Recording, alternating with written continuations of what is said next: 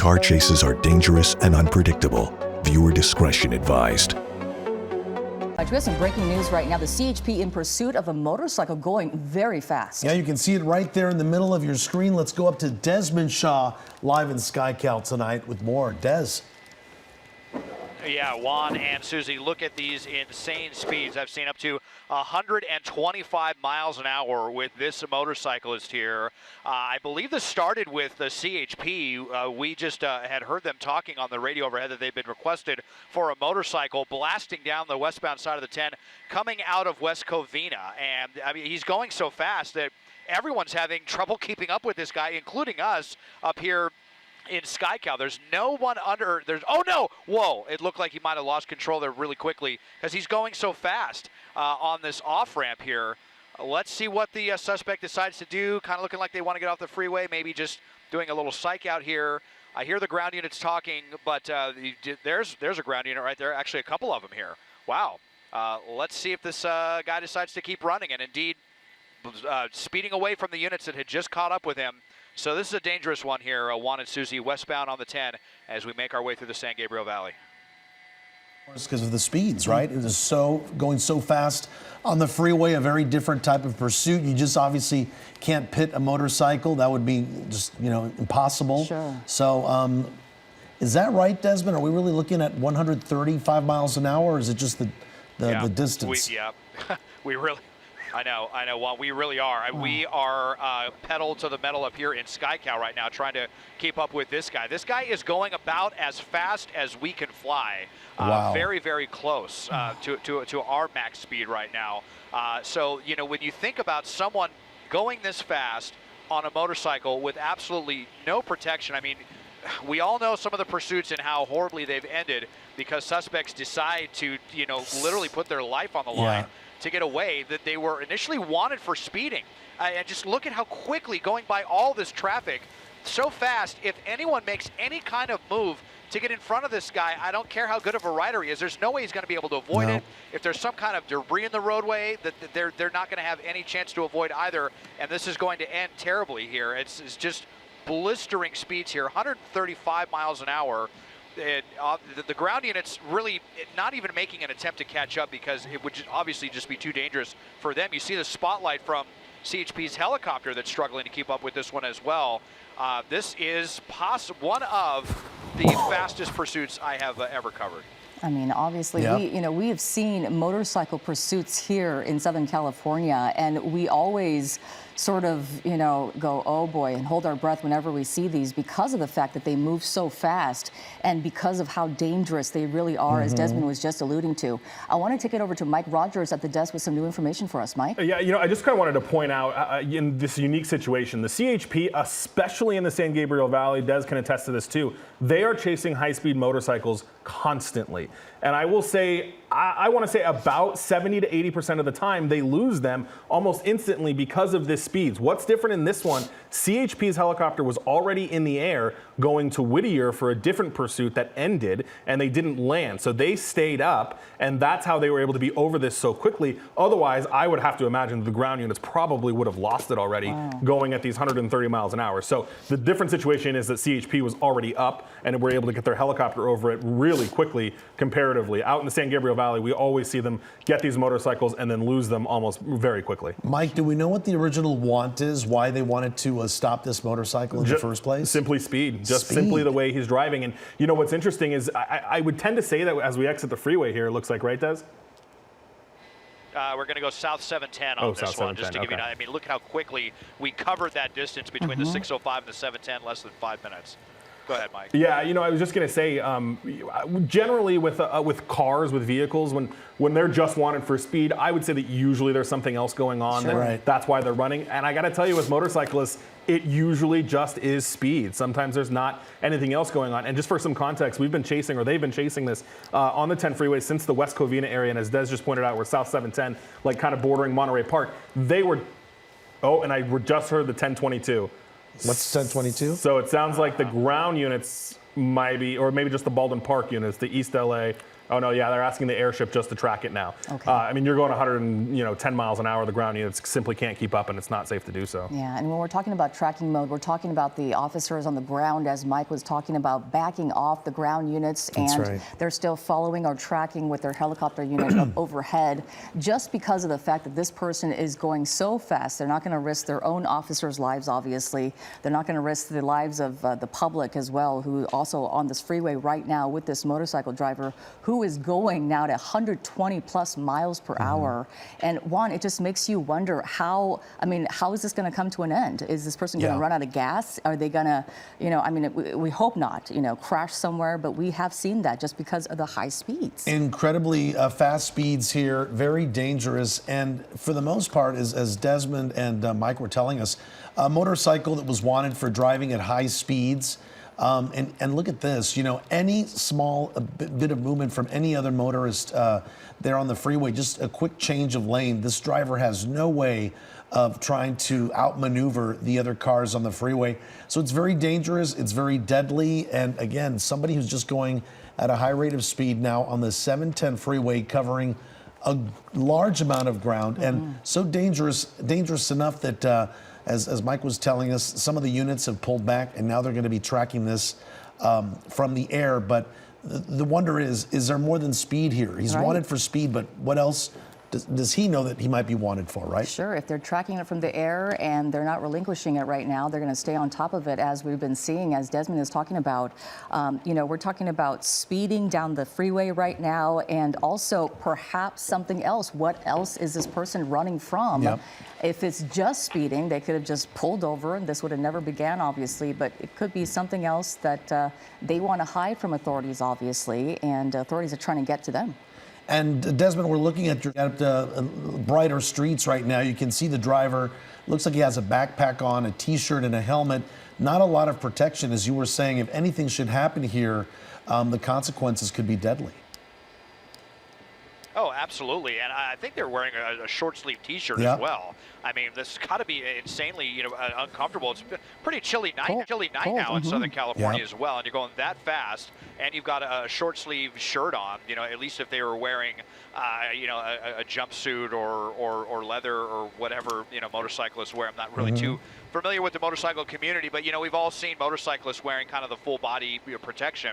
That they at least would have some protection from road rash. But I mean, if you're going this fast and you crash, that's it.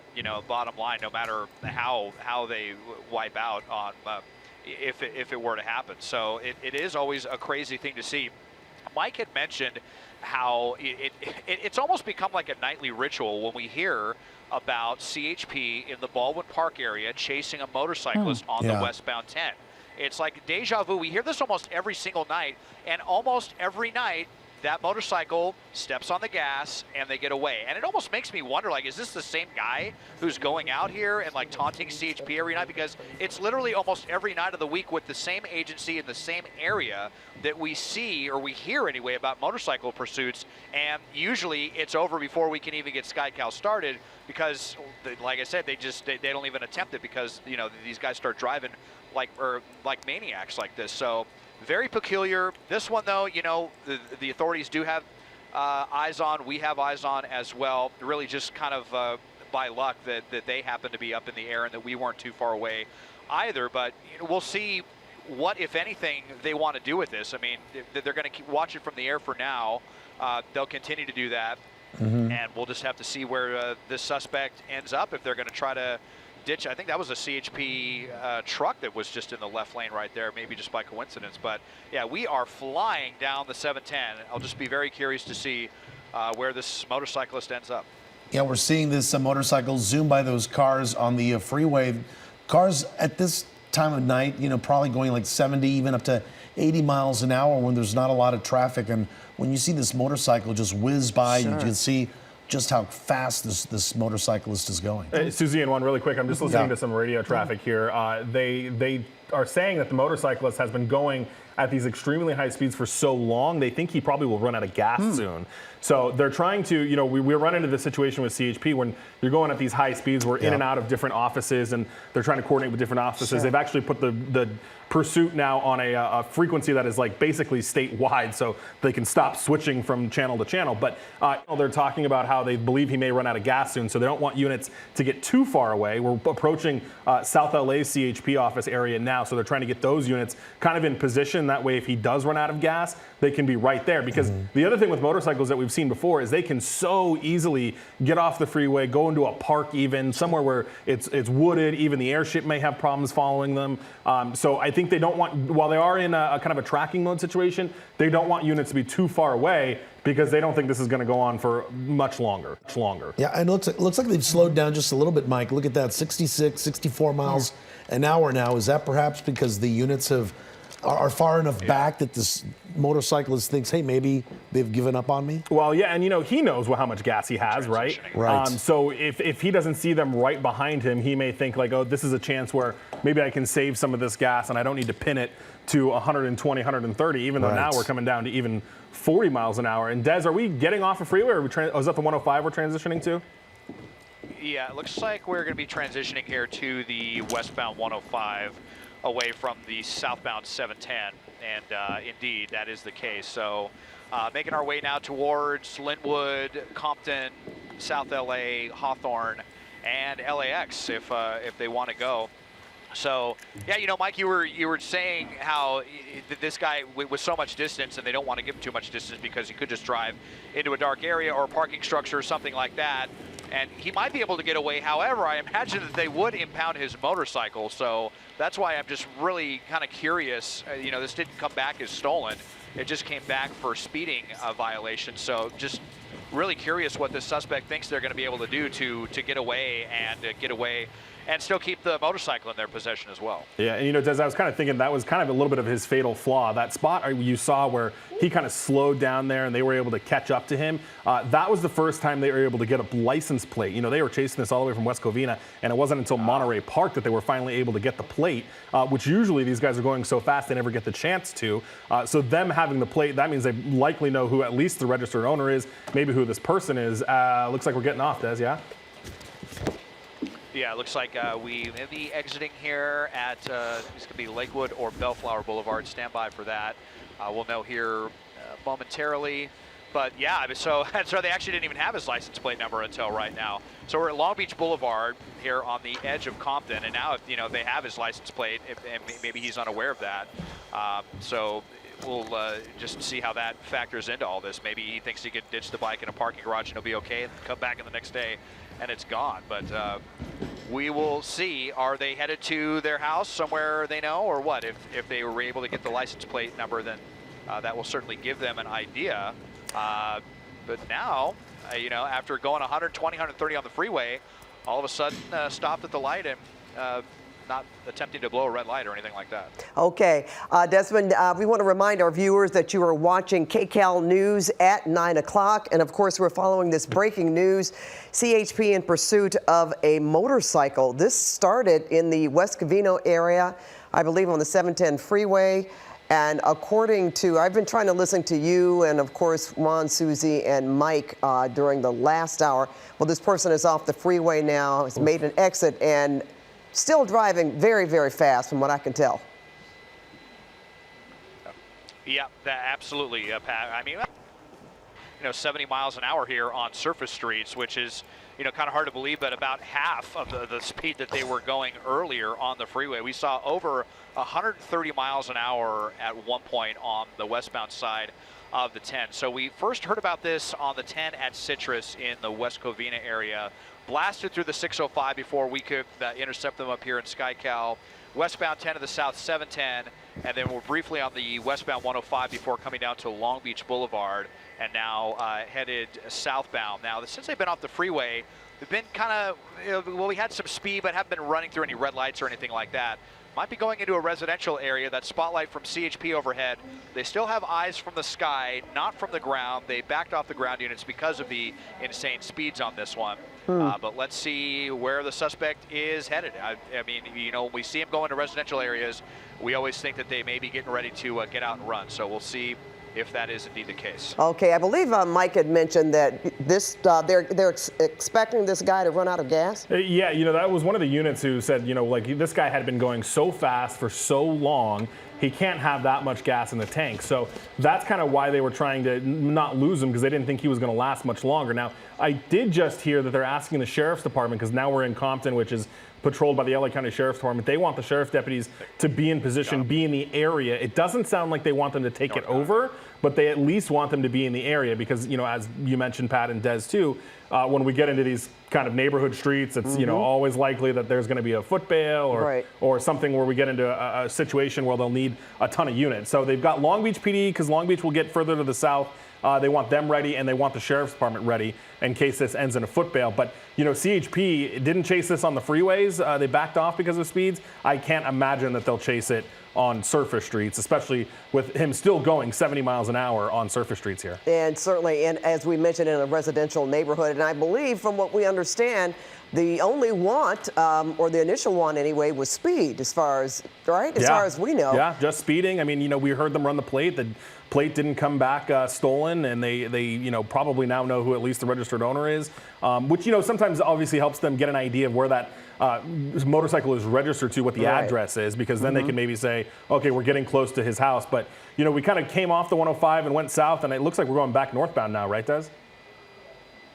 Yeah, we were, but it just made a turn kind of at a weird intersection. Now going up to State and Redwood Street. There again, the CHP spotlight overhead. Oh, what are they doing here? Looked like it kind of slowed down going underneath the 105. Let's see if they pop back out. A very common pursuit tactic where, yep. You think he's still there? Maybe ditch the bike? I have to wonder if they did, Pat. You see the spotlight hanging out on the other side, and so many of these suspects now. This is what they're doing. They're going to places where they can evade the eyes up in the sky. Us as well as CHP. You see their spotlight. We kept the shot wide to see if we would see him come out. What is that? I have to wonder if they just ditched the bike and got out and walking away from the scene or something. Might have parked it right there in the center divider. They have not come out from underneath this one. You see CHP's spotlight looking frantically all over the place as well. Is that the bike right no, he there? just Did he just come out or not? There he is. Okay. There, now we go. Right there. So came back out, tried a little Spotlight maneuver is there. on him. Fooled us for a moment. But we got it back here now on Imperial Highway at State Street, and thought maybe it was going to end. Tried a little maneuver there, but it continues. Well, you just said that. He said, fooled us for a moment. So it almost seems like that was intentional, right? Don't you think? But they had an idea. I'm just going to go on and hang out up under the bridge for a while, and maybe have them thinking of what I'm going to do next if I'm going to ditch the bike, as Desmond and Pat were just talking about. It does make you, feel that way, because now he is back on the roadway, and you can't get into the minds of these folks. You try to. Well, now they're stopped at a light. Interesting. And hasn't this person been running lights? Running through lights? This person has not been running lights. We've had those super crazy speeds, but they've been stopping at all the red lights. That seems to be where the suspect wants to draw the line, realizing that would just be, the most dangerous thing they could probably do is try to, cross traffic there with, nothing protecting them while, 4,000 pound vehicles are, hurling in their direction. So that seems to be where they draw the line, is crossing red lights. But speeds, we've seen 70, 80 miles an hour on surface streets, 130 on freeways. I do have to mention that we are, as we crossed Imperial and Alameda, now officially on the edge of LAX's airspace. So that is going to be possibly another complicating factor for us, depending on where the suspect wants to go. But we are westbound on Imperial Highway. Imperial Highway kind of functions like a mini freeway at some stretches here. Here you go, up to 70, 80 miles an hour now. Yeah, definitely a wide street here paralleling the 105, Pat. Well, and I know you've you've probably talked about this in the last hour, but I'm just noticing that this person doesn't have on a jacket or coat of anything. They've got jeans on and a helmet. And a T-shirt. Is that a T-shirt that they're wearing? And I noticed I didn't see an outer jacket of any kind, and I'm wondering, well, okay, we gotta look at them. It's just so risky to be going. I mean, 130 miles an hour on the freeway, Pat, and not even wearing a T-shirt here. Now, I will be curious. There are CHP units on Imperial trying to catch up with him right now. When he made that move under the bridge, that's when the airship said, okay, let's get a bunch of units in here. So I am listening to a unit that's coming up behind him on Imperial. So we'll be interested to see if they're able to catch up or how much involvement CHP wants to have on the ground. Hey, guys, because what can they do at this point? If you get out, you throw a spike strip if you can? No, yeah, because they're certainly not going to do any kind of pit maneuver on a motorcycle. Yeah, and they wouldn't try to spike a motorcycle either. That would be, I think, just too much risk for the rider there. So, I mean, what they're doing right now with their helicopter is probably the extent of it. They're going to watch him, wait for him to run out of gas or run on foot or something like that. And the best they can do is try to have a bunch of units in the area to be able to catch up with him as soon as he kind of, gets off or ends or what have you here. But, I think he's kind of starting to realize the writing on the wall here. I mean, you tried that move under the freeway. Now we're stopping at all the stoplights and kind of trying to follow the rules of the road here. But that night sign is not. Oh, look, there's a CHP unit behind him. I see. Let's see if they light him up. But I'm not unaware that everyone is still looking at him. Well, you notice he turns around. Yeah. To see what's behind him, so he knows they are. Maybe he wants to see how close, or if Look you're right, if ground units have actually picked up this pursuit again. Well, look at this. Look at well, this. Let's see. Oh. Whoa. Wow. Just like that. Oh, I'm sorry. My goodness. I'm sorry. CHP was not having it. They were not having it tonight. Wow. Okay. That was an interesting little sneaky maneuver there by CHP to come up. Oh, boy. Just kind of sneak up behind him. And before he could think about anything, they got out, pushed him off the bike, and that brings this to an abrupt end. Okay, now what maneuver do you call that? A tackle? I mean, that was a foot, correct? Yeah, I was. They went outside the playbook for that one. Pushed him over. I mean, I don't think I've seen that one before. A human pit. Yeah, exactly. They just, they tackled the guy. There you go. Well, you know what, Desmond, Mike, it could have ended worse. Oh. Look, they just probably said, okay, we're tired of this. Yeah. That's like going to grab your teenager. By the ear, Pat. Yeah. By the ear, and pulling them up. Okay. And now you're going to go to the, the jailhouse for the night here because you should have been doing what you've been doing. But again, this could have turned out much worse. Somebody could have gotten hurt considering the speeds that this driver was. Yeah, and most likely him. He could have gotten killed in all of this with that small bike and those heavy cars. I will say, out of all the agencies, and Des, let me know if you disagree. I think CHP is most likely the ones that will try different stuff to bring something to an end. We've seen them a couple of times use your box-in technique and different stuff like that. This is definitely the first time I've seen them just push them off a bike. But CHP, if any agency, they'll be the ones to try a little something different every now and again. Well, this is definitely something different. Yeah, and again, I'm going to notice the apparel. Again, with the backpack, I'm just noticing that for the first time as well. So, all right, we're going to call this Co4. And Desmond, Mike, thanks a lot for the narration during all of this. And it ends safely, but in something very different that we've seen in most pursuits.